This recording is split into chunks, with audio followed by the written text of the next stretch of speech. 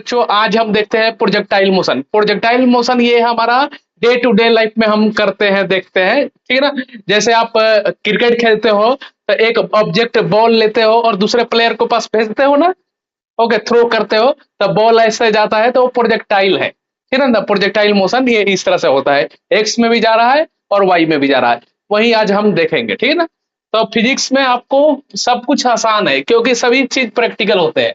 तो प्रोजेक्टाइल क्या होता है, तो any object body which once released into the space, आपने इसको थ्रो किया तो अप साइड गया और स्पेस में जा रहा है, ठीक है ना, विथ सम इनिशियल वेलोसिटी, कुछ वेलोसिटी से आपने थ्रो किया है, okay, under the effect of gravity. तो हमारे हाथ से जैसे छूट गया, उस पर कौन वर्क कर रहा है, तो सिर्फ और सिर्फ ग्रेविटी वर्क कर रहा है।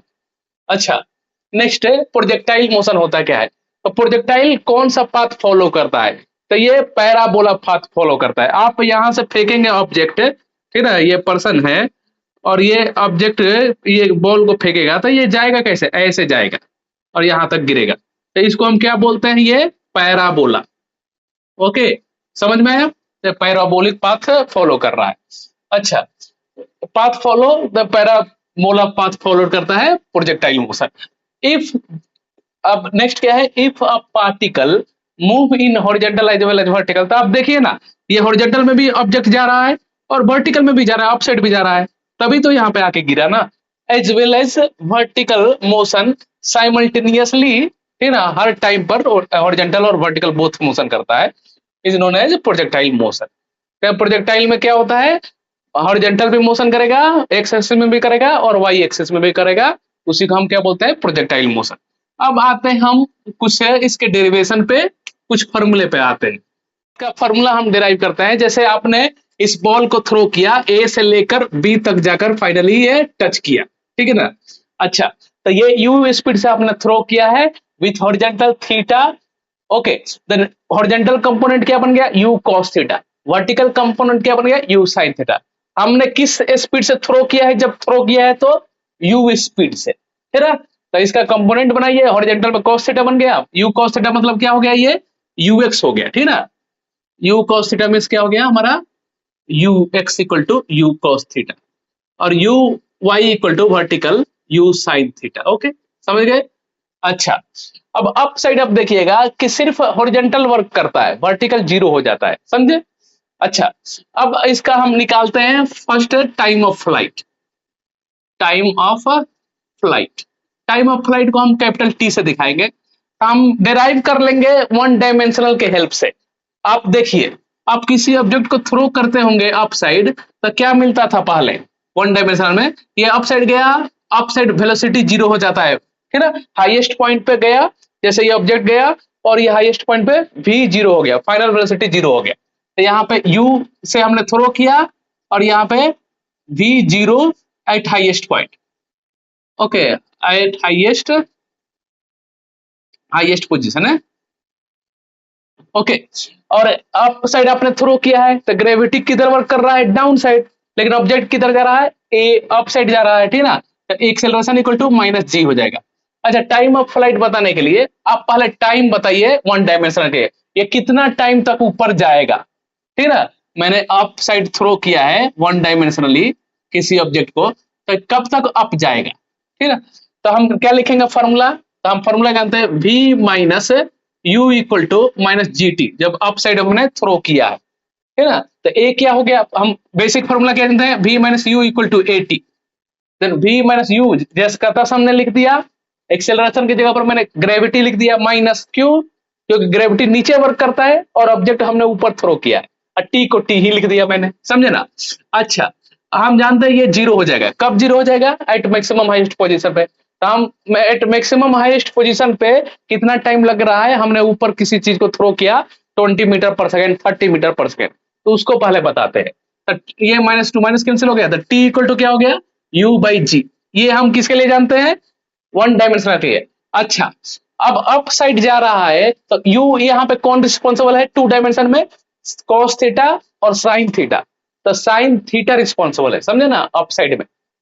ओके, तो ज्यादा अप साइड जाएगा तभी तो ज्यादा समय तक रुकेगा एयर में, इसीलिए हमको वर्टिकल लिखना है। तो यू यहाँ पे y equal to u sine theta हम लिख सकते हैं। ये 1 डायमेंशनल के लिए है और ये 2 डायमेंशनल के लिए, जो प्रोजेक्टाइल मोशन के लिए। जी को जी ही लिख देंगे। तो ये किसके लिए फॉर्मूला आपको मिल गया, T equal to U by G. तो ये at maximum highest position, at maximum height, okay, time taken है। तो ये टाइम टेकन किसके लिए हो गया, मैक्सिमम हाइट के लिए। तो जाने के लिए मैक्सिमम हाइट के लिए यू साइन थीटा बाई जी लग रहा है, तो आने के लिए भी तो उतना ही लगेगा, गया भी you sine theta by G, तो आने के लिए भी you sine theta by G. तो टोटल टाइम ऑफ फ्लाइट क्या हो जाएगा, 2u साइन थीटा बाई जी, जाने का प्लस आने का, t प्लस टी, तो 2u साइन थीटा बाई जी। अच्छा, ये किसके लिए है फॉर्मूला, तो ये टाइम ऑफ फ्लाइट है। तो टाइम ऑफ फ्लाइट मीन्स क्या होता है, कितनी देर हवा में रहा, ठीक ना, कितनी देर, मतलब जाने का अगर 10 सेकंड लिया तो आने का भी 10 सेकंड लिया। तो जाने के लिए सिर्फ पूछे तो हम ये फॉर्मूला अप्लाई करेंगे, एट मैक्सिमम हाईएस्ट पॉइंट के अचीव करने के लिए कितना टाइम लगा। अगर क्वेश्चन ऐसे पूछता है कि अगेन स्ट्राइक द ग्राउंड कब करेगा, हमने ग्राउंड से फेंका है और ग्राउंड पे ही स्ट्राइक कब करेगा, तो हम जानते हैं कि जाने में 4 सेकंड लगा था, आने में 4 सेकंड लगा, तो 8 सेकंड बाद अगेन स्ट्राइक कर जाएगा ग्राउंड का। तो ये हमारा फॉर्मूला किसके लिए हो गया, टाइम टेकन के लिए, ओके। अच्छा, आप सेकंड लिखिए, सेकंड डिराइव करते हैं हम हाइट के लिए, हाइट के लिए ये हमारा फॉर्मूला मिला गया, टाइम ऑफ फ्लाइट। अब नेक्स्ट है height, the second number at maximum highest point, at maximum highest point, okay.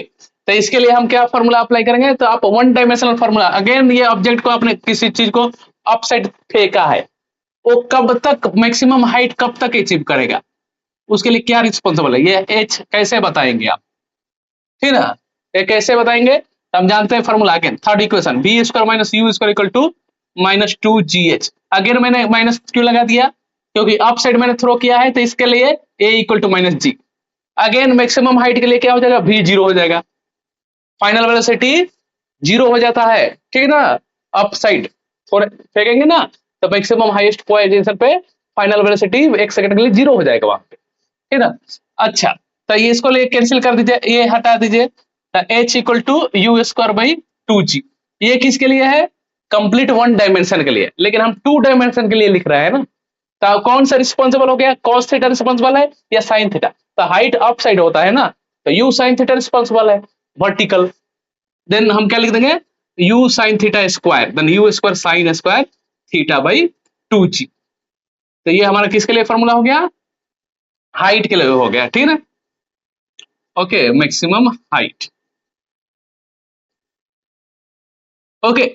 Next हम लिखते हैं रेंज के लिए, तो रेंज, रेंज के लिए फॉर्मूला आप बताइए, तो रेंज का हम कैसे करेंगे, तो ये रेंज आपको बताना है। तो रेंज आप देखिए हॉरिजॉन्टल में है, तो हॉरिजॉन्टल में ये आपको ध्यान रखना है, वर्टिकल में एक्सेलरेशन वर्क करता है, acceleration due to gravity, horizontal में स्पीड वर्क करता है, ग्रेविटी वर्टिकल में है, तो स्पीड हॉरिजॉन्टल में वर्क करता है, तो डिस्टेंस इक्वल टू हम क्या जानते हैं, speed multiply time, distance equal to speed multiply time,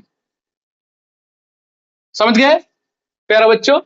तो डिस्टेंस हॉरिजॉन्टल में क्या है, आर है, तो हम आर लिख देंगे, स्पीड क्या है, तो हम स्पीड कौन सा लेंगे, रेंज हॉरिजॉन्टल में लिख रहे हैं, तो स्पीड भी हम को हॉरिजॉन्टल में ही चाहिए ना, है कि नहीं, तो ये हम साथ साथ है u cos थीटा लिख लीजिए इसमें, u cos theta, okay. Time, time of flight लिखिए, टाइम ऑफ फ्लाइट हमने क्या लिखा था, टाइम टेकन कितना लग गया, टाइम ऑफ फ्लाइट है,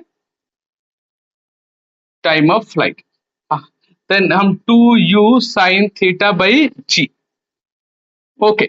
अच्छा, इसको सिंप्लीफाई मारिए, तो आप ये जाना पहचाना सा है ये नाम, है कि नहीं, 2u sin theta into you cos theta, तो ये क्या हो गया, 2 sin थीटा cos थीटा क्या बोलते हैं, sin 2 theta, U U U square, then U square sin 2 theta by G, समझे ना। अच्छा, हम ये भी फॉर्मूला का काम का है, ये जो हम फॉर्मूला लिख रहे हैं ना, 2u² sine theta, okay, otherwise ऐसे लिख लीजिए आप, u sine theta u cos theta by g. u sine theta मतलब क्या है, हम ऐसे भी लिख सकते हैं 2ux, u cos theta means ux, okay.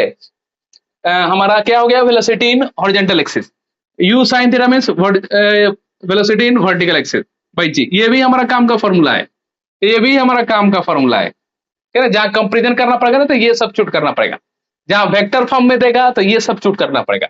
अच्छा, तो हम जानते हैं तो ये u 2 sine theta cos theta क्या होता है, तो हमारा साइन 2 थीटा होता है, u स्क्वायर, तो u² sign 2 theta by G, समझे ना।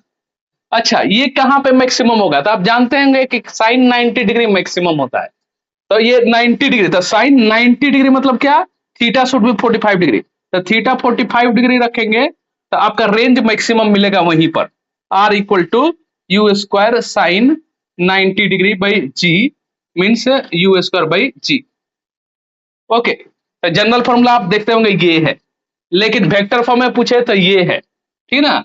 अगर आपको कंपेरिजन में पूछे तो ये हमको यूज करना पड़ेगा।